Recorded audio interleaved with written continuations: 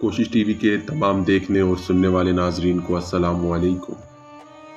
ناظرین گرامی، حضرت خالد بن ولید رضی اللہ تعالیٰ عنہ کی اس سیریز کے پچھلے ایپیسوڈ میں ہم نے جانا کہ کس طرح حضرت خالد بن ولید رضی اللہ تعالیٰ عنہ نے عیسائیوں کے بدوی قبیلوں کو شکست دی اور فارس کے ایک بہت اہم شہر عین التمر کو فتح کیا۔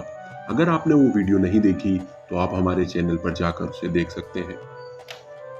ناظرین گرامی، عین التمر کی فتح کے بعد خالد رضی اللہ تعالیٰ عنہ نے پہلا کام یہ کیا کہ انبار اور عین التمر کا مال غنیمت اکٹھا کر کے مجاہدین میں تقسیم کیا اور خلافت کا حصہ الگ کر کے ولید بن عقبہ کے سپرد کیا کہ وہ مدینہ امیر المومنین کو پیش کریں۔ انہوں نے امیر المومنین کے لیے ایک پیغام بھی بھیجا۔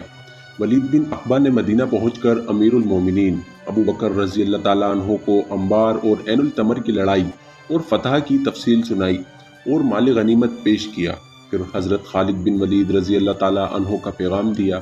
پہلے سنایا جا چکا ہے کہ خلیفۃ المسلمین ابو بکر رضی اللہ تعالیٰ عنہ نے خالد رضی اللہ تعالیٰ عنہ کے لیے حکم بھیجا تھا کہ وہ غیاث بن غنم رضی اللہ تعالیٰ عنہ کے انتظار میں ہیرا میں رکے رہیں۔ اس وقت غیاث رضی اللہ تعالیٰ عنہ دومت الجندل میں لڑ رہے تھے، لیکن لڑائی کی صورتحال غیاث رضی اللہ تعالیٰ عنہ کے لیے اچھی نہ تھی۔ خالد رضی اللہ تعالیٰ عنہ نے خلافت کے حکم کو نظر انداز کر دیا اور ہیرا سے کوچ کر کے انبار کو محاصرے میں لے لیا، فتح پائی، پھر عین التمر کا معرکہ لڑا اور کامیابی حاصل کی۔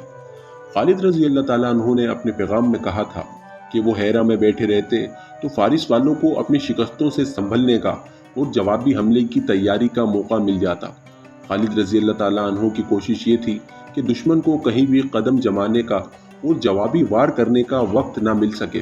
انہوں نے آتش پرستوں کی فوج کو نفسیاتی لحاظ سے کمزور کر دیا تھا۔ خالد رضی اللہ تعالیٰ عنہ نے امیر المومنین کی حکم عدولی تو کی تھی، لیکن عملاً ثابت کر دیا کہ یہ حکم عدولی کتنی ضروری تھی۔ غیاث رضی اللہ تعالیٰ عنہ ابھی تک دومت الجندل میں پھنسے ہوئے تھے اور ان کی کامیابی کی توقع بہت کم تھی۔ خالد رضی اللہ تعالیٰ عنہ نے جو مناسب سمجھا وہ کیا۔ خلیفہ ابو بکر رضی اللہ تعالیٰ عنہ نے ولید بن عقبہ سے کہا، اس نے جو سوچا تھا وہی ہوا۔ غیاث رضی اللہ تعالیٰ عنہ کی طرف سے جو اطلاعیں آ رہی ہیں وہ امید افزا نہیں۔ دومت الجندل پر ہمارا قبضہ بہت ضروری تھا، لیکن اب مجھے غیاث رضی اللہ تعالیٰ عنہ کے متعلق تشویش ہونے لگی ہے۔ ابن عقبہ، تم عین التمر واپس نہ جاؤ، بلکہ یہاں سے سیدھا دومت الجندل چلے جاؤ اور وہاں کی صورتحال دیکھ کر خالد رضی اللہ تعالیٰ عنہ کے پاس جاؤ اور اسے کہو کہ غیاث رضی اللہ تعالیٰ عنہ کی مدد کو پہنچے۔ ولید بن عقبہ روانہ ہو گئے۔ غیاث بن غنم خود بھی پریشان تھے۔ ان کے ساتھ جو سالار تھے وہ انہیں کہہ رہے تھے کہ اس صورتحال سے نکلنے کے لیے مدد کی ضرورت ہے، ورنہ شکست کا خطرہ صاف نظر آ رہا تھا۔ آخر مورخ طبری اور ابو یوسف کی تحریروں کے مطابق غیاث بن غنم رضی اللہ تعالیٰ عنہ نے خالد رضی اللہ تعالیٰ عنہ کو ایک تحریری پیغام بھیجا، جس میں انہوں نے اپنی مخدوش صورتحال اور اپنی ضرورت لکھی۔ ولید بن عقبہ بھی غیاث رضی اللہ تعالیٰ عنہ کے پاس پہنچ گئے۔ ان کا جلدی پہنچنا آسان نہ تھا۔ مدینہ سے دومت الجندل کا فاصلہ 300 میل سے کچھ کم تھا اور زیادہ تر علاقہ صحرائی تھا۔ پہنچنا جلدی تھا۔ ولید جب غیاث رضی اللہ تعالیٰ عنہ کے پاس پہنچے تو وہ جیسے ہوش و حواس میں نہیں تھے۔ انہوں نے آرام کی نہ سوچی۔ غیاث رضی اللہ تعالیٰ عنہ کی صورتحال دیکھی۔ میں نے خالد رضی اللہ تعالیٰ عنہ کو مدد کے لیے کل ہی پیغام بھیجا ہے۔ غیاث بن غنم نے ولید بن عقبہ سے کہا، معلوم نہیں وہ خود کس حال میں ہے، لیکن میرے لیے اور کوئی چارہ کار نہیں، تم دیکھ رہے ہو۔ الحمدللہ، ولید نے کہا۔ خالد رضی اللہ تعالیٰ عنہ نے آتش پرستوں کی شہنشائی اور ان کی جنگی طاقت کو جڑوں سے اکھاڑ پھینکا ہے۔ امیر المومنین نے مجھے تمہارے پاس بھیجا ہے کہ تمہاری ضرورت کا جائزہ لے کر انہیں بتاؤں، لیکن تمہیں فوری مدد کی ضرورت ہے۔ میں مدینہ جانے کی بجائے عین التمر چلا جاتا ہوں۔ خالد رضی اللہ تعالیٰ عنہ تمہاری مدد کو آئیں گے۔ یہ اس دور کی فرض شناسی اور جذبہ تھا جس میں خوشامد، دکھاوے اور کام چوری کا ذرا سا بھی عمل دخل نہ تھا۔ ولید بن عقبہ نے یہ نہ سوچا کہ وہ واپس مدینہ جائیں اور خلیفہ کے حکم کے مطابق انہیں اپنی کارگزاری بڑھا چڑھا کر سنائے اور ساتھ یہ کہیں کہ حضور، غیاث تو بڑا نالائق سالار ہے، اگر اس کی جگہ میں ہوتا تو یوں کرتا۔ مگر ولید نے دیکھا کہ صورتحال مخدوش ہے تو وہ اپنے حاکم خود بن گئے اور مدینہ کی بجائے عین التمر کو گھوڑا دوڑا دیا۔ ان کے سامنے پورے 300 میل صحرائی مسافت تھی عراق اور شام کے صحرا اسی علاقے میں ملتے اور مسافروں کے لیے جان کا خطرہ بن جاتے تھے۔ ولید نے اپنے گھوڑے پر، اپنے آپ پر، اپنے 4 محافظوں اور ان کے گھوڑوں پر یہ ظلم کیا کہ کم سے کم آرام کے لیے کہیں رکے۔ وہ موسم گرمی کے عروج کا تھا، مہینہ اگست کا تھا۔ دومت الجندل بہت بڑا تجارتی شہر تھا۔ وہ دور دراز ممالک کے تاجر یہاں آیا کرتے تھے۔ تجارت کے علاوہ یا تجارت کی بدولت اس شہر کو دولت اور زر و جواہرات کا مرکز سمجھا جاتا تھا۔ رسول اکرم صلی اللہ علیہ وسلم نے اس شہر اور اس سے ملنے والی شاہراہوں کی جغرافیائی پوزیشن دیکھ کر اس پر فوج کشی کی تھی۔ یہ مہم غزوہ تبوک کے نام سے مشہور ہوئی۔ اس وقت دومت الجندل کا حاکم اور قلعہ دار عقدیر بن مالک تھا۔ اس نے مسلمانوں کا مقابلہ بے جگری سے کیا تھا۔ خالد رضی اللہ تعالیٰ عنہ بھی اس مارکے میں شریک تھے۔ انہوں نے عقدیر کو غیر معمولی شجاعت کا مظاہرہ کرتے ہوئے زندہ پکڑ لیا تھا اور اس کی سپاہ نے ہتھیار ڈال دیے تھے۔ عقدیر بن مالک نے رسول اکرم صلی اللہ علیہ وسلم کی اطاعت قبول کر لی اور وفاداری کا حلف اٹھایا۔ اس نے اسلام بھی قبول کر لیا تھا۔ اس طرح یہ اتنا بڑا شہر مسلمانوں کے زیر نگیں آ گیا تھا۔ رسول اللہ صلی اللہ علیہ وسلم کی وفات کے ساتھ ہی ارتداد کا فتنہ طوفان کی طرح اٹھا تو عقدیر بھی مدینہ سے منحرف ہو گیا اور اس نے اطاعت اور وفاداری کے معاہدے کو الگ پھینک دیا۔ اس نے دومت الجندل کو ایک ریاست بنا لیا جس کے باشندے عیسائی بھی تھے اور بت پرست بھی۔ عیسائیوں کا سب سے بڑا اور طاقتور قبیلہ کلب تھا۔ امیر المومنین ابو بکر رضی اللہ تعالیٰ عنہ نے عقدیر بن مالک کی سرکوبی کے لیے اور اسے اپنی اطاعت میں لانے کے لیے غیاث بن غنم کو ایک لشکر دے کر بھیجا تھا۔ وہاں جا کر غیاث نے دیکھا کہ ان کا لشکر تو بہت تھوڑا ہے اور دشمن کئی گنا طاقتور ہے، لیکن مدینہ سے تقریباً 300 میل دور آ کر واپس چل پڑنا تو مناسب نہ تھا۔ دومت الجندل کی دیوار اونچی اور مضبوط تھی۔ پورا شہر بڑا مضبوط قلعہ تھا۔ غیاث نے شہر کا محاصرہ کیا جو مکمل نہ تھا۔ ایک طرف رستہ کھلا تھا۔ عقدیر کی سپاہ کی کچھ نفری خالی طرف سے باہر آتی اور مسلمانوں پر حملہ کرتی۔ کچھ دیر لڑائی ہوتی اور یہ نفری بھاگ کر قلعے میں چلی جاتی۔ ان حملوں کے علاوہ قلعے کی دیواروں سے مسلمانوں پر تیروں کا مینا برستا رہتا اور اس کے جواب میں مسلمان تیر انداز دیواروں پر تیر پھینکتے رہتے۔ انہوں نے قلعے کے دروازوں پر حلے بھی بولے، لیکن قلعے کا دفاع توقع سے زیادہ مضبوط تھا۔ مسلمانوں کے خلاف جنگ کا پاسا اس طرح پلٹ گیا کہ قبیلہ کلب کے عیسائیوں نے عقب سے آ کر مسلمانوں کو گھیرے میں لے لیا۔ وہ مسلمانوں پر بڑھ بڑھ کر حملے کرتے تھے اور مسلمان جان کی بازی لگا کر حملوں کو روکتے اور پسپا کرتے تھے۔ مسلمانوں کی اس بے خوفی کو دیکھ کر عیسائیوں نے حملے کم کر دیے، مگر مسلمانوں کو گھیرے میں رکھا تاکہ وہ پسپا نہ ہو سکے اور رسد وغیرہ کی کمی سے پریشان ہو کر ہتھیار ڈال دیں۔ غیاث رضی اللہ تعالیٰ عنہ نے یہ انتظام کر رکھا تھا کہ ایک جگہ رستہ کھلا رکھا اور اس کی حفاظت کے لیے آدمی مقرر کر دیے تھے۔ یہ صورتحال مسلمانوں کے لیے بڑی ہی خطرناک تھی۔ ان کا جانی نقصان خاصا ہو چکا تھا۔ زخمیوں اور شہیدوں کی تعداد بڑھتی جا رہی تھی۔ مسلمان زندہ رہنے کے لیے لڑ رہے تھے۔ صاف نظر آ رہا تھا کہ شکست انہی کی ہوگی۔ دن پہ دن گزرتے جا رہے تھے۔ خالد رضی اللہ تعالیٰ عنہ عین التمر کو اپنے انتظام میں لانے کے کام سے فارغ ہو چکے تھے۔ انہوں نے اعمال مقرر کر دیے تھے۔ 2-4 دنوں میں ہی وہاں کے شہریوں کو یقین ہو گیا تھا کہ مسلمان نہ انہیں زبردستی مسلمان بنا رہے ہیں اور نہ ان کے حقوق پامال کر رہے ہیں اور نہ ان کی عورتوں پر بری نظر رکھتے ہیں، اور ان کے گھر اور اموال بھی محفوظ ہیں۔ اس لیے وہ اسلامی حکومت کے وفادار بن گئے تھے۔ خالد رضی اللہ تعالیٰ عنہ کے پاس غیاث بن غنم رضی اللہ تعالیٰ عنہ کا قاصد پہنچا اور ان کا تحریری پیغام دیا۔ غیاث رضی اللہ تعالیٰ عنہ جس مصیبت میں پھنس گئے تھے وہ لکھی تھی، تفصیل قاصد نے بیان کی۔ دوسرے ہی دن ولید بن عقبہ پہنچ گئے۔ انہوں نے خالد رضی اللہ تعالیٰ عنہ سے کہا کہ ایک گھڑی جو گزرتی ہے وہ غیاث رضی اللہ تعالیٰ عنہ اور اس کے مجاہدین کو شکست اور موت کے قریب دھکیلتی جاتی ہے۔ شکست! خالد رضی اللہ تعالیٰ عنہ نے پرجوش لہجے میں کہا، خدا کی قسم، اسلام کی تاریخ میں شکست کا الفاظ نہیں آنا چاہیے۔ کیا عقدیر بن مالک مجھے بھول گیا ہے؟ کیا وہ ہمارے رسول صلی اللہ علیہ وسلم کو بھول گیا ہے جنہوں نے اسے اطاعت پر مجبور کر دیا تھا؟ کیا وہ ہمارے اللہ کو بھول گیا ہے جس نے ہمیں اس پر فتح عطا کی تھی؟ تاریخ شاہد ہے کہ بدلے ہیں تو انسان بدلے ہیں، اللہ نہیں بدلا۔ اللہ نے فتوحات کو شکستوں میں اس وقت بدلا تھا جب مسلمان بدل گئے تھے اور خدا کے بندوں کے خدا بن گئے تھے۔ خالد رضی اللہ تعالیٰ عنہ نے غیاث بن غنم رضی اللہ تعالیٰ عنہ کو پیغام کا تحریری جواب دیا۔ اس دور میں عربوں کی تحریر کا انداز شاعرانہ ہوا کرتا تھا۔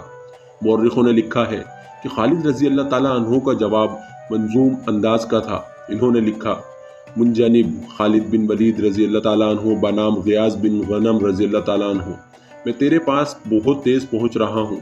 تیرے پاس اونٹنیاں آ رہی ہیں جن پر کالے اور زہریلے ناگ سوار ہیں، فوج کے دستے ہیں جن کے پیچھے بھی دستے، آگے بھی دستے ہیں۔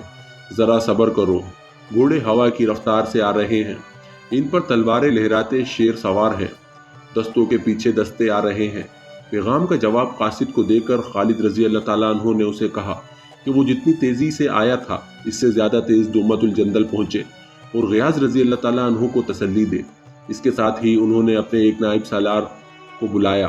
خالد رضی اللہ تعالیٰ عنہ نے کہا: کیا تو جانتا ہے میں تجھے کتنی بڑی ذمہ داری سونپ رہا ہوں؟ اللہ مجھے ہر اس ذمہ داری کو نبھانے کی ہمت و عقل عطا فرمائے جو مجھے سونپی جائے۔ اس سالار نے کہا: میری ذمہ داری کیا ہوگی ابن ولید؟ عین التمر، خالد رضی اللہ تعالیٰ عنہ نے کہا، اس کا انتظام اور اس کی حفاظت۔ اندر سے بغاوت اٹھ سکتی ہے اور باہر سے بھی حملہ ہو سکتا ہے۔ میں تجھے اپنا نائب بنا کر دومت الجندر جا رہا ہوں۔ غیاث بن غنم مشکل میں ہے، اللہ تجھے سلامتی عطا کرے۔ عین التمر کو اللہ کی امان میں سمجھو۔ خالد رضی اللہ تعالیٰ عنہ کے ساتھ ابتدا میں جو سپاہ تھی وہ جانی نقصان کے علاوہ اس وجہ سے بھی کم ہو گئی تھی کہ ہر مفتوحہ جگہ ایک دو دستے چھوڑ دیے گئے تھے۔ عین التمر تک پہنچتے پہنچتے نفری اور کم ہو گئی تھی۔ اس علاقے کے مسلمان باشندوں سے نفری بڑھانے کی کوشش کی گئی تھی، لیکن ان کی تعداد زیادہ نہیں تھی۔ کچھ نو مسلم بھی سپاہ میں شامل ہو گئے تھے، لیکن ابھی ان پر پوری طرح اعتماد نہیں کیا جا سکتا تھا۔ خالد رضی اللہ تعالیٰ عنہ نے کچھ دستے عین التمر میں چھوڑے، 6000 سوار اپنے ساتھ لیے اور دومت الجندل کو روانہ ہو گئے۔ فاصلہ 300 میل تھا۔ خالد رضی اللہ تعالیٰ عنہ نے 300 میل کے یہ صحرائی مسافت صرف 10 دنوں میں طے کر لی۔ وہ بھی رستے میں تھے جب اگدیر کے آدمیوں نے اس لشکر کو دیکھ لیا۔ وہ مسافر ہوں گے۔ انہوں نے خالد رضی اللہ تعالیٰ عنہ کے پہنچنے سے پہلے دومت الجندل میں اطلاع دے دی کہ مسلمانوں کا ایک لشکر آ رہا ہے۔ بعض مورخوں نے یہ بھی لکھا ہے کہ دومت الجندل والوں کو یہ بھی پتہ چل گیا تھا کہ اس اسلامی لشکر کے سالار اعلیٰ خالد رضی اللہ تعالیٰ عنہ ہیں۔ اس وقت تک عیسائیوں کے 3 بڑے قبیلے جنگ میں شریک تھے۔ عقدیر بن مالک کو اطلاع ملی تو اس نے بڑی عجلت سے عیسائیوں اور بت پرستوں کو چھوٹے چھوٹے قبیلوں کو بھی جنگ میں شریک ہونے کے لیے بلاوا بھیج دیا۔ خالد رضی اللہ تعالیٰ عنہ کے پہنچنے تک ان چھوٹے قبیلوں نے اپنے آدمی بھیجنے شروع کر دیے تھے۔ خالد رضی اللہ تعالیٰ عنہ طوفان کی مانند پہنچے۔ مجاہدین نے خالد رضی اللہ تعالیٰ عنہ کے کہنے پر جوش و خروش سے نعرے لگانے شروع کر دیے۔ غیاث بن غنم رضی اللہ تعالیٰ عنہ کے لشکر نے یہ نعرے سنے تو سارے لشکر نے نعرے لگائے۔ ان کے ہارے ہوئے حوصلے تر و تازہ ہو گئے۔ خالد رضی اللہ تعالیٰ عنہ نے میدان جنگ کا جائزہ لیا، پھر قلعے کے ارد گرد گھوڑا دوڑا کر قلعے کی دیواروں کا جائزہ لیا اور قلعے کی دیواروں پر کھڑے دشمن کو دیکھا۔ دشمن کی فوج کے 2 حصے تھے، ایک کا سالار اعلیٰ عقدیر اور دوسرے کا جودی بن ربیہ تھا جو قلعے کے باہر تھا۔ قلعے کے باہر ان چھوٹے چھوٹے قبیلوں کے آدمی بھی جمع ہو گئے تھے جو عقدیر کے بلاوے پر ابھی ابھی آئے تھے۔ ان کے لیے قلعے کا کوئی دروازہ نہ کھلا کیونکہ خالد رضی اللہ تعالیٰ عنہ کی آمد قلعے کے لیے بڑی خطرناک تھی۔ خالد رضی اللہ تعالیٰ عنہ ایک دہشت کا دوسرا نام تھے۔ خالد رضی اللہ تعالیٰ عنہ دشمن پر جو نفسیاتی وار کرتے تھے اس کا اثر مستقل ہوتا تھا۔ ایسا ہی ایک زخم عقدیر بن مالک پہلے ہی خالد رضی اللہ تعالیٰ عنہ کے ہاتھوں کھا چکا تھا۔ خالد رضی اللہ تعالیٰ عنہ تو سوچ رہے تھے کہ وہ قلعے میں کس طرح داخل ہو سکتے ہیں، لیکن ان کی دہشت قلعے کے اندر پہنچ چکی تھی۔ عقدیر نے عیسائی سرداروں کو بلا رکھا تھا اور انہیں کہہ رہا تھا کہ وہ خالد رضی اللہ تعالیٰ عنہ سے ٹکر نہ لیں اور صلح کر لیں۔ عیسائی سردار اس کا مشورہ نہیں مان رہے تھے۔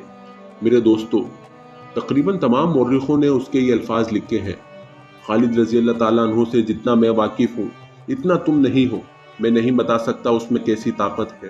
میں اتنا جانتا ہوں کہ قسمت ہر میدان میں اس کے ساتھ ہوتی ہے۔ میدان جنگ کا اور قلعوں کو تسخیر کرنے کا جو کمال اس میں ہے وہ کسی اور میں نہیں۔ تم سوچ رہے ہوگے اور وہ تمہارے سر پر کھڑا ہوگا۔ خالد رضی اللہ تعالیٰ عنہ کے مقابلے میں جو قوم آتی ہے، خواہ طاقتور خواہ کمزور، وہ خالد رضی اللہ تعالیٰ عنہ کے ہاتھوں پٹ جاتی ہے۔ میرا مشورہ تسلیم کرو اور خالد رضی اللہ تعالیٰ عنہ سے صلح کر لو۔ عیسائیوں نے خالد رضی اللہ تعالیٰ عنہ سے شکستیں کھائی تھی، وہ انتقام لینا چاہتے تھے۔ تم اس سے لڑو گے تو ہار جاؤ گے، عقدیر نے کہا۔ پھر وہ تم پر رحم نہیں کرے گا۔ اگر لڑے بغیر صلح کر لو گے تو وہ تمہاری جان، تمہاری عورتوں اور تمہارے اموال کی حفاظت کرے گا، مگر تم اس کا مقابلہ کر ہی نہیں سکتے کیونکہ تم اس کی چالیں نہیں سمجھتے۔ ہم لڑے بغیر شکست تسلیم نہیں کریں گے۔ عیسائی سرداروں نے متفقہ فیصلہ دے دیا۔ پھر تم میرے بغیر لڑو گے، اگدیر نے کہا۔ میں اتنا بڑا شہر تباہ نہیں کراؤں گا۔ عیسائی سردار لڑنے کے ارادے سے چلے گئے۔ انہیں اگدیر کے ارادوں کا اس کے سوا کچھ علم نہیں تھا کہ وہ لڑنا نہیں چاہتا۔ رات کا پہلا پہر تھا۔ خالد رضی اللہ تعالیٰ عنہ کا سالار عاصم بن عمرو قلعے کے اس طرف گشت پر پھر رہا تھا جدھر علاقہ خالی تھا۔ اسے 4-5 آدمی قلعے سے نکل کر اس کھلے علاقے میں آتے دکھائی دیے۔ وہ سائے سے لگتے تھے۔ عاصم رضی اللہ تعالیٰ عنہ کے ساتھ چند ایک محافظ تھے۔ انہیں عاصم رضی اللہ تعالیٰ عنہ نے کہا کہ ان آدمیوں کو گھیرے میں لے کر روک لیں۔ محافظوں کو معلوم تھا کہ کس طرح بکھر کر گھیرا ڈالا جاتا ہے۔ وہ آدمی خود ہی رک گئے۔ سالار عاصم رضی اللہ تعالیٰ عنہ ان تک پہنچے۔ میں دومت الجندل کا حاکم اگدیر بن مالک ہوں، ان میں سے ایک نے کہا۔ اپنے اور اپنے آدمیوں کے ہتھیار میرے آدمیوں کے حوالے کر دو۔ عاصم نے کہا، مجھے خالد رضی اللہ تعالیٰ عنہ کے پاس لے چلو۔ اگدیر نے اپنی تلوار ایک محافظ کے حوالے کرتے ہوئے کہا، میں نہیں لڑوں گا۔ خالد رضی اللہ تعالیٰ عنہ کے ساتھ صلح کی بات کروں گا۔ میں تمہیں معاف نہیں کر سکتا ابن مالک۔ خالد رضی اللہ تعالیٰ عنہ نے اپنے خیمے میں اس کی بات سن کر کہا، تم میرا مجرم نہیں، میرے رسول اللہ صلی اللہ علیہ وسلم کا مجرم ہے۔ تو نے اللہ کے رسول صلی اللہ علیہ وسلم سے بدعہدی کی تھی۔ تو نے اسلام قبول کیا، پھر ارتداد کے سرداروں سے جا ملا۔ اگدیر نے اپنی صفائی میں بہت کچھ کہا، بہت کچھ پیش کیا۔ عیسائی قبیلوں سے لا تعلق ہو جانے کا عہد کیا۔ اگر یہ لڑائی میری اور تیری ہوتی، یہ دشمنی میری اور تیری ہوتی، تو تجھے بخش دینے سے مجھے کوئی نہیں روک سکتا تھا۔ خالد رضی اللہ تعالیٰ عنہ نے کہا، مگر تو میرے رسول صلی اللہ علیہ وسلم کا، میرے مذہب کا دشمن تھا۔ خدا کی قسم میں تجھے بخش نہیں سکتا، تجھے زندہ رہنے کا حق نہیں دے سکتا۔ خالد رضی اللہ تعالیٰ عنہ نے حکم دیا، لے جاؤ اسے، اور یہ کل کا سورج نہ دیکھنے پائے۔ رات کو ہی اگدیر بن مالک کا سر قلم کر دیا گیا۔ صبح طلوع ہوتے ہی خالد رضی اللہ تعالیٰ عنہ نے غیاث بن غنم کو بلایا اور اسے بتایا کہ اب وہ اپنی سپاہ کا خود مختار سالار نہیں۔ اس حکم کے ساتھ خالد رضی اللہ تعالیٰ عنہ نے غیاث کی سپاہ اپنی کمان میں لے لی۔ اب لڑائی قلعے کے باہر ہوگی۔ خالد رضی اللہ تعالیٰ عنہ نے اپنے سالاروں سے کہا، اتنے مضبوط قلعے پر وقت اور طاقت خرچ کرنا محض بیکار ہوگا۔ پہلے اس دشمن کو ختم کرنا ہے جو قلعے کے باہر ہے۔ خالد رضی اللہ تعالیٰ عنہ نے تمام سپاہ کو ترتیب میں کیا۔ غیاث کی سپاہ میں جو مجاہدین نوجوان اور جوان تھے، انہیں الگ کر کے اس طرف بھیج دیا جدھر ایک رستہ عرب کی سمت جاتا تھا۔ خالد رضی اللہ تعالیٰ عنہ نے ان جوانوں سے کہا کہ دشمن ادھر سے بھاگنے کی کوشش کرے گا، اسے زندہ نہ نکلنے دیا جائے۔ خالد رضی اللہ تعالیٰ عنہ نے کچھ دستے اپنی زیر کمان لے کر ایک عیسائی سردار جودی بن ربیہ کے مقابل رکھے اور غیاث رضی اللہ تعالیٰ عنہ کو کچھ دستے دے کر دشمن کے سرداروں کے دستوں کے سامنے کھڑا کر دیا۔ اپنے دونوں سالاروں عاصم بن عمرو اور عدی بن حاتم کو حسب معمول پہلوؤں پر رکھا۔ عیسائی اور بت پرست سالار قلعے کے اندر سے بھی فوج کی خاصی نفری باہر لے آئے۔ اس طرح ان کی تعداد مسلمانوں کی نسبت کئی گنا زیادہ ہو گئی۔ خالد رضی اللہ تعالیٰ عنہ نے ایسی چال چلی جس سے دشمن پریشان ہو گیا۔ چال یہ چلی کہ ذرا سی بھی حرکت نہ کی۔ دشمن اس انتظار میں تھا کہ مسلمان حملے میں پہل کریں گے، لیکن مسلمان تو جیسے بت بن گئے تھے۔ عیسائی سردار لڑائی کے لیے بےتاب ہو رہے تھے۔ جب بہت سا وقت گزر گیا اور مسلمانوں نے دشمن کی للکار کا کوئی جواب نہ دیا تو دشمن نے غیاث کے دستوں پر حملہ بول دیا۔ اس کے ساتھ ہی جودی نے خالد رضی اللہ تعالیٰ عنہ کے دستوں پر حملہ کر دیا۔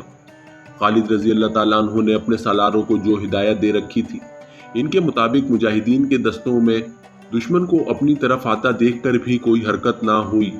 دشمن اور زیادہ جوش میں آ گیا۔ جب دشمن کے سپاہی مسلمانوں کی صفوں میں آئے تو مسلمانوں نے انہیں رستہ دے دیا۔ یہ ایسا ہی تھا جیسے گھونسا کسی کو مارو اور وہ آگے سے ہٹ جائے۔ فوراً ہی عیسائیوں اور بت پرستوں کو احساس ہو گیا کہ وہ تو مسلمانوں کے پھندے میں آ گئے ہیں۔ خالد رضی اللہ تعالیٰ عنہ نے اپنے محافظوں کے ساتھ عیسائیوں اور بت پرستوں کے سب سے بڑے سالار جودی بن ربیہ کو گھیرے میں لے لیا۔ اس کے خاندان کے چند ایک جوان اس کے ساتھ تھے، وہ تو کٹ گئے اور جودی کو زندہ پکڑ لیا گیا۔ خالد رضی اللہ تعالیٰ عنہ نے اپنے لشکر کو ایسی ترتیب میں رکھا تھا جو دشمن کے لیے پھندا تھا۔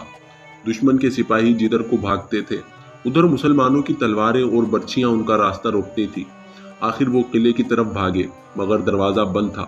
مسلمان اوپر آ گئے اور دیکھتے ہی دیکھتے دروازے کے سامنے عیسائیوں اور بت پرستوں کی لاشوں کا انبار لگ گیا۔ ایک دروازہ اور بھی تھا۔ اپنے آدمیوں کو پناہ میں لینے کے لیے قلعے والوں نے دروازہ کھول دیا۔ عیسائی اور بت پرست بھاگ کر دروازے میں داخل ہونے لگے، لیکن مسلمان تو جیسے ان کے ساتھ چپکے ہوئے تھے۔ اس طرح صورت یہ پیدا ہو گئی کہ دشمن کا ایک آدمی اندر جاتا تو دو مسلمان اس کے ساتھ اندر چلے جاتے تھے۔ عیسائیوں اور بت پرستوں کا شیر اعضا بکھر چکا تھا۔ مسلمان قلعے میں داخل ہو گئے تھے۔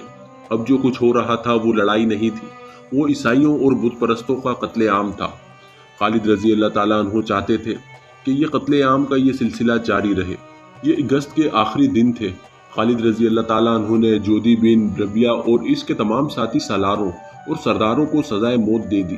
دومت الجندل مسلمانوں کے زیر نگین